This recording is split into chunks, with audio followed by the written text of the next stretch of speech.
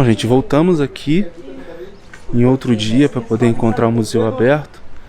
A gente vai acessar aqui agora o museu e o acesso é feito pela lateral e não pela entrada principal.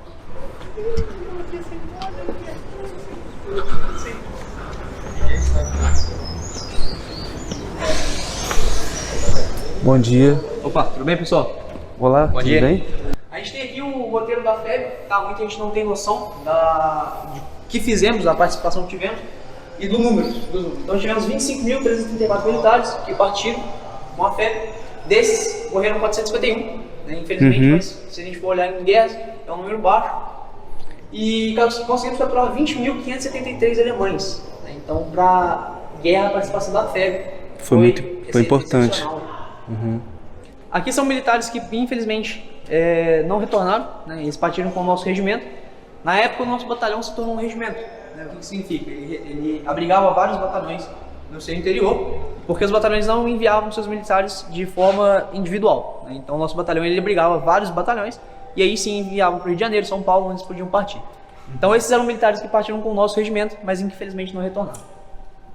E daqui de Minas, vocês têm um número aproximado ou não tinha um número específico assim? Não, número tinha, só que cada número assim ele era feito pelo regimento próprio. Então para isso vocês podem subir no batalhão, vocês vão conseguir encontrar um arquivo e os números, né, específicos do regimento daquela época. Era o 11RI, né, o 11º Regimento de Infantaria. Aqui a gente tem um canhão de 37mm, doado pela tropa americana e utilizado pela tropa brasileira. Parece um canhão grande para muitos, mas se a gente for ver aqui pela cápsula, né, é um canhão pequeno. Essa é a cápsula 37, pólvora fica aqui dentro, munição fica aqui em cima. Se for comparar com o 105, vocês podem ver que é minúsculo. Nossa,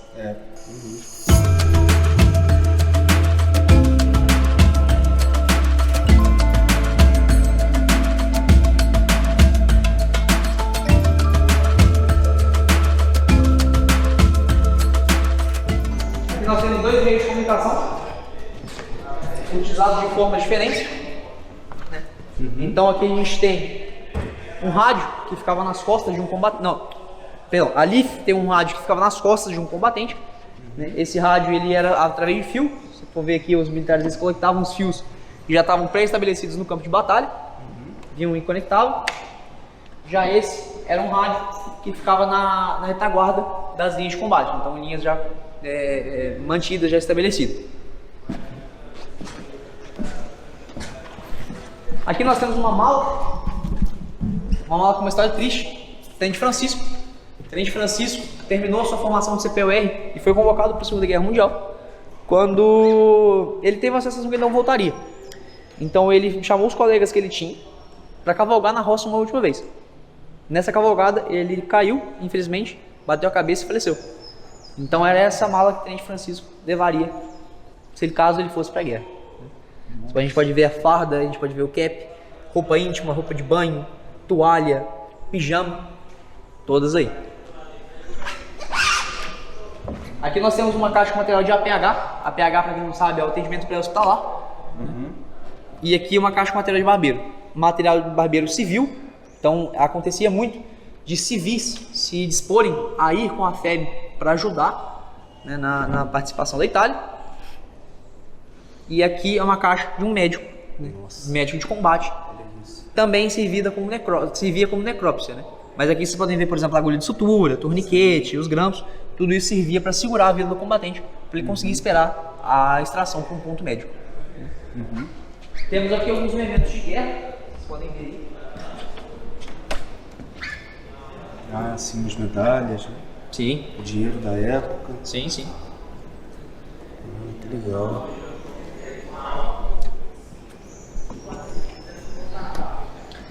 Aqui nós temos os diplomas de medalhas, então são todos de um militar só.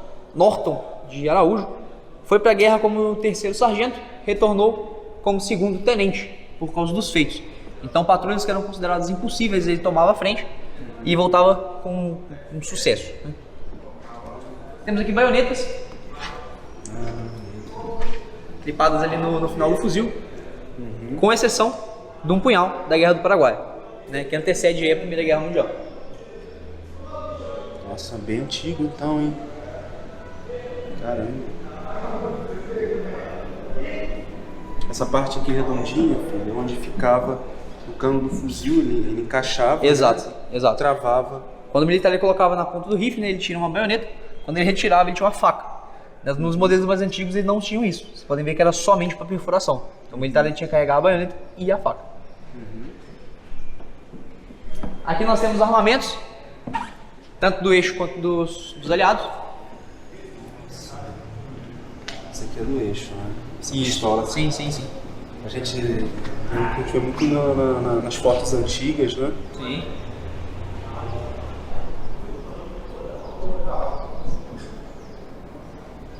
Olha essa pistola sinalização. Aqui nós temos alguns armamentos, algumas munições de armamento, como munições de 762, ponto .50, ponto .45, granadas defensivas e ofensivas.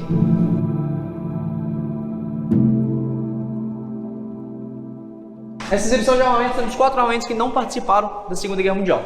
São esses 2 canhões de mão aqui embaixo e aqueles 2 fuzis AK em cima. Ah, sim. Esses 4 armamentos foram pegos quando o nosso batalhão foi para a missão de paz na África, na Angola, e de todos os armamentos que eles trouxeram, eles colocaram esses 4 para expor. Então, com exceção desses 4, todos participaram ativamente da Segunda Guerra Mundial. Então, vocês podem olhar para o cano, podem pensar que já saiu uma munição desse cano e já tirou a vida de alguém. Mas eram armamentos utilizados pelas tropas brasileiras ou... Ambos, brasileiros, americanos e alemães. Ah, Podem sim. ver, por exemplo, essas 2 metralhadoras, tanto essa de chão quanto essa no tripé, que eram metralhadoras alemãs. Ah, Só que por causa da cadência do disparo, os brasileiros gostavam de tomar essas metralhadoras das posições para utilizar em contra os próprios alemães, que davam um grande poder de fogo para as tropas. detector aqui para mina terrestre, né? Exato. Aquele assento ali é o quê? Aquele assento foi detonado, um alemão jogou uma granada. Eu não sei se vocês sabem, mas o que mata não é a explosão, mas é o estilhaço. Então a granada ela é uma cápsula de metal com um explosivo dentro. Quando esse explosivo ele detona, o metal ele se quebra em vários pedaços e sai voando em várias direções, né? Os estilhaços fizeram aquilo com a cadeira.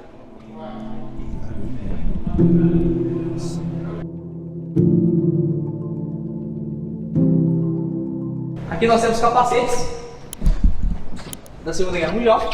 Da fileira de baixo são capacetes utilizados antes da Segunda Guerra Mundial. Já da fileira do meio para cima já são utilizados da Segunda Guerra Mundial, sendo 3 deles alemães. Esse e esse da Wehrmacht comum.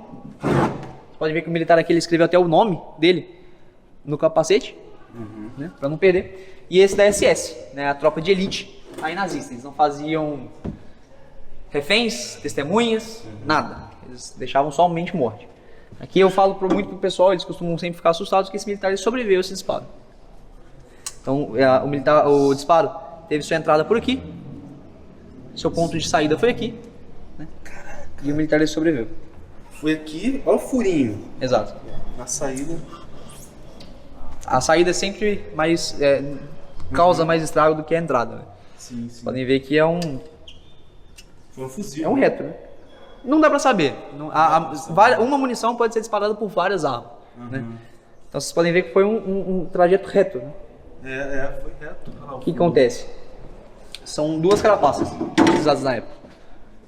Vocês podem ver aqui, ó. Essa aqui tá só de enfeite, né?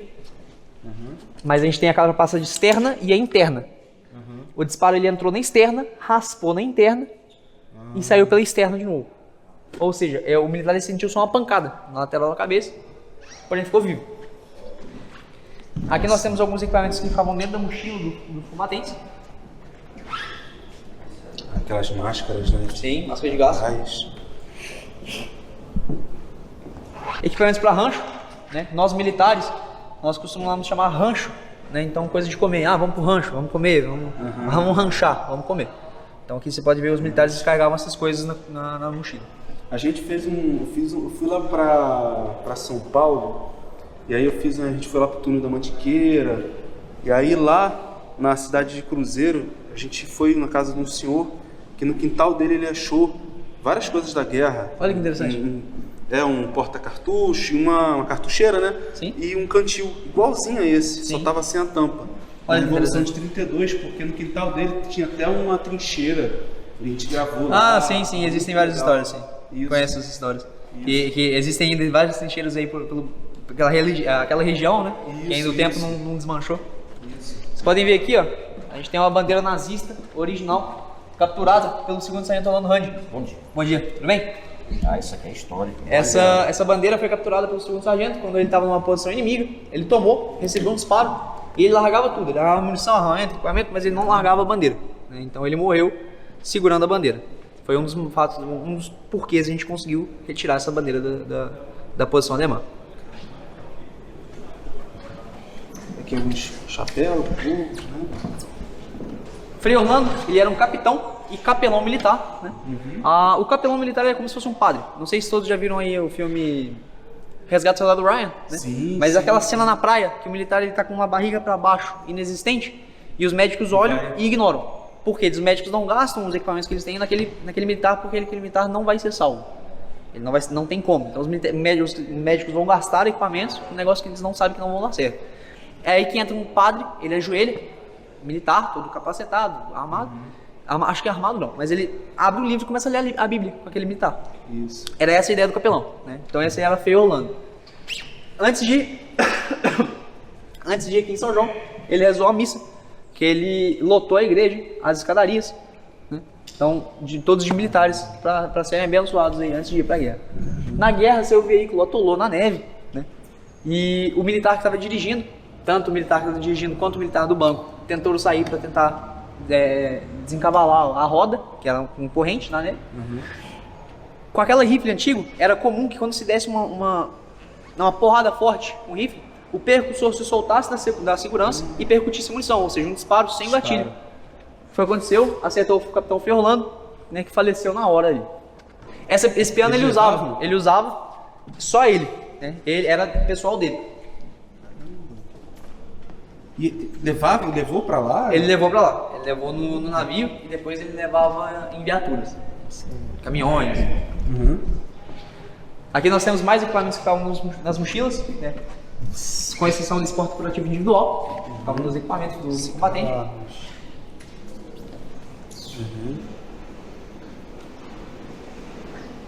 Esses tubinhos é o que? Se eu não me engano, sulfa.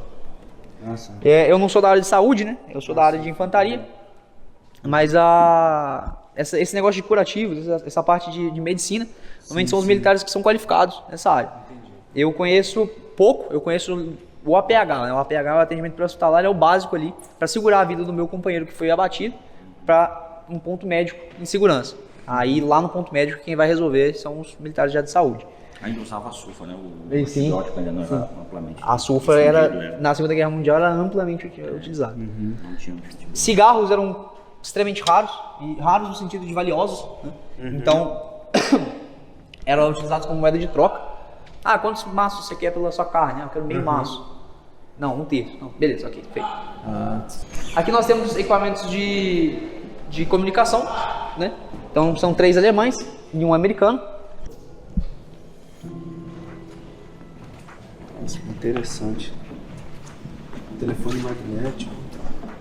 Aqui nós temos terra de Montese, né? Os militares eles tinham essa mania, eles colocavam terra em locais pequenos para que eles jurassem que eles nunca mais pisariam naquele lugar que os fez sofrer tanto, né? Essa cruz, tanto quanto essa, foram feitas de estilhaços de granada, né? Igual eu expliquei com a cadeira para vocês. O que mata não é a explosão, sim o estilhaço. Quando os estilhaços não acertavam os militares, pegavam no lateral, eles pegavam e confeccionavam, né, a cruz. Da Itália.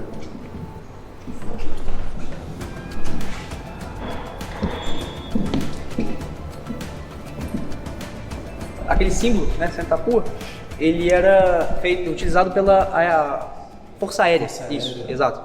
Então vocês podem ver que aquele avestruz ali era um jeito que os militares brincavam, né? Vocês é um bando de avestruz, vocês saem voando aí.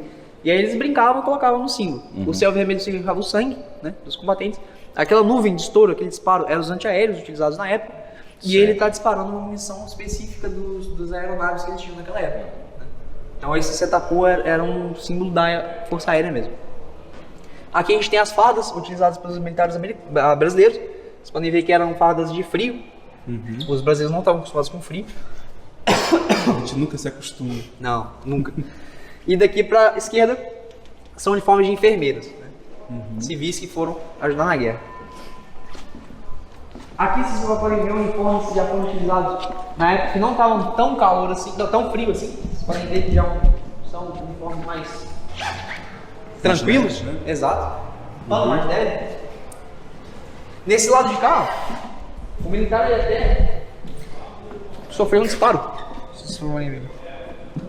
Ah, é, aqui, ó.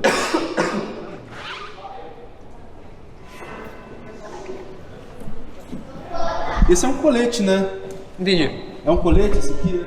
Tem uma mangueirinha. Ou é só para aquele... Não, é só o pano mesmo. Tava água ali dentro, né?